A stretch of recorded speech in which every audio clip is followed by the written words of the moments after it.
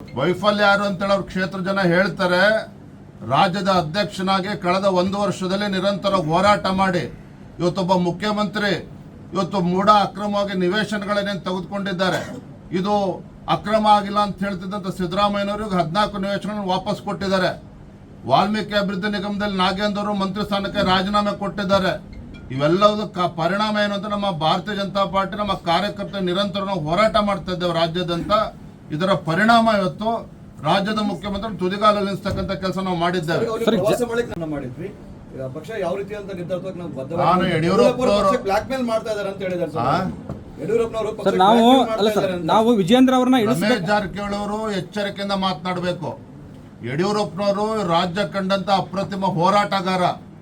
ರಾಜ್ಯದಲ್ಲಿ ಇವತ್ತು ಕಾಲಿಗೆ ಚಕ್ರವನ್ನ ಕಟ್ಟಿಕೊಂಡು ರಾಜ್ಯಾದ್ಯಂತ ಪ್ರವಾಸ ಮಾಡಿ ಹಳ್ಳಿ ಹಳ್ಳಿಗೆ ತಿರುಗಿ ಯಡಿಯೂರಪ್ಪ ಪಕ್ಷ ಸಂಘಟನೆ ಮಾಡಿದ್ದಾರೆ. ಅನಂತಕುಮಾರ್ ಆದಾಗೆ ಅನೇಕ ಹಿರಿಯರ ಜೊತೆ ಕೈ ಜೋಡಿಸಿದ್ದಾರೆ.